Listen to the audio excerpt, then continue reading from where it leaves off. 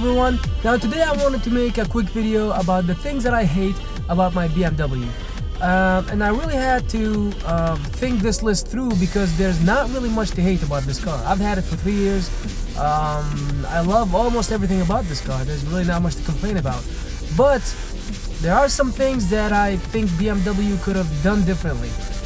So let me go ahead and start by number one, which is the cup holders. And you know it, and I know it, we all hate them. You know, if you own the car between 2004 2010, which if it's an E60 or an E92 and some other models, they had these peekaboo cup holders, and they're a pain in the ass because they're always in the way. I'm always thinking that somebody's gonna break them when somebody gets in my car and they try to leave. I'm always like, what are you gonna do? Oh, watch your step, watch your step. And you know, they're like $150 a piece if they break. Now thankfully these have been changed since 2011, so you won't have to deal with that if you have a newer car. So yeah, this is my first complaint. And they're kind of cool the way they work. You know, they kind of pop out and they disappear. I guess BMW was going for that clean look. I get that, but they're a pain in the ass. You're always going to be bumping into them, and it's just not a practical thing to have in the car. So the second thing that I'm going to be talking about is the headlight washers. To me, they're completely useless. All they do is they drain your windshield fluid and they just mess up your hood, and to me they're useless. And I live in upstate New York and we do get snow, and I know that's part of the cold weather package, but you know, if your car is covered by snow, I usually brush the whole car before I even get into the car. It's really fun watching them work, but after a while you start to get sick of them. And especially in the winter time, you know, when you have to use your windshield wipers a lot and the windshield wiper fluid, you're gonna run out of it quickly. You're gonna have to, I'm replacing, you know, I'm putting a gallon like every 2 weeks. I actually have it on right now. I have to put on some more washer fluid. Yeah, anyway, so the third thing that I wanted to bitch and complain about is the seats. Now this seat has so many controls that you can get lost with it. You know, it's got lumbar support controls.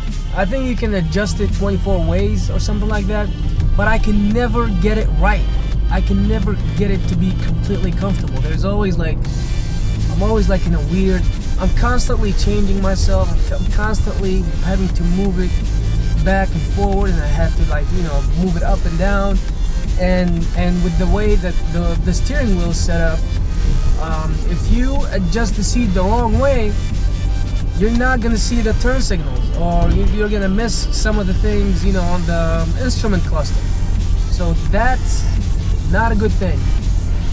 I know it's not a major issue, but you know, it's this is where you spend most of the times. You know, you gotta be comfortable.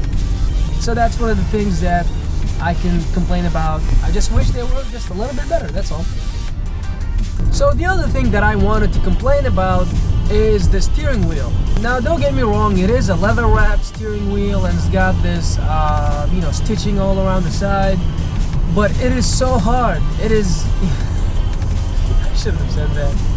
If you take this car on a long trip, you're gonna feel it after an hour, because this thing will feel really uncomfortable in your hands.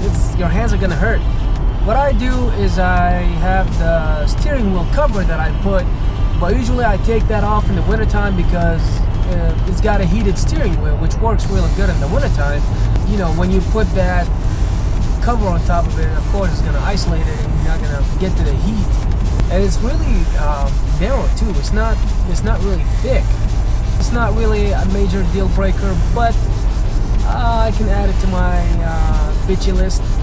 And one more thing that I can complain about is the lack of storage room in this car. Now this car has plenty of leg rooms, you know, when it comes to seating, but when it comes to storing your shit in the car, there's no place to put anything. You know, there's barely some place in the door for like a pack of gum or something like that.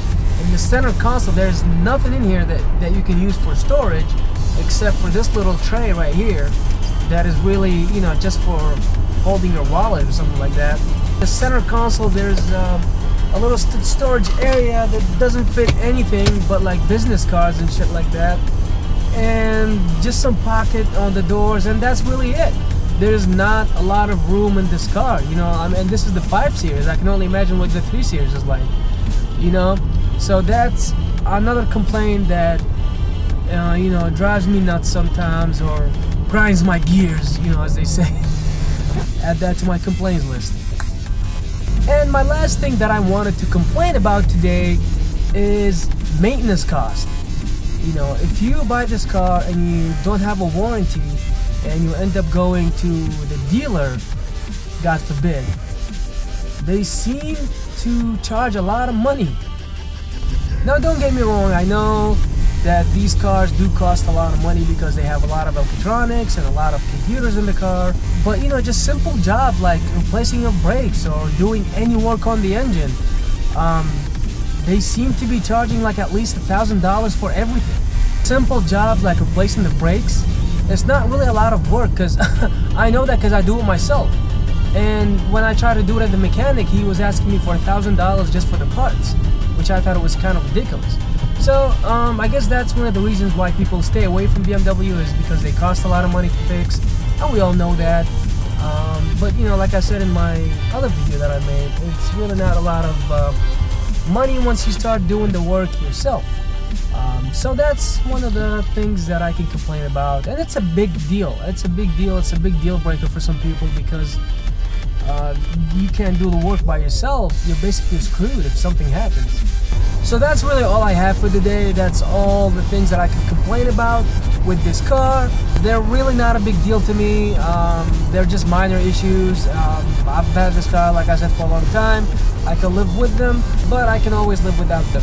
So please let me know if there's anything that I've missed, and I appreciate you watching, and I will see you next time. Peace out.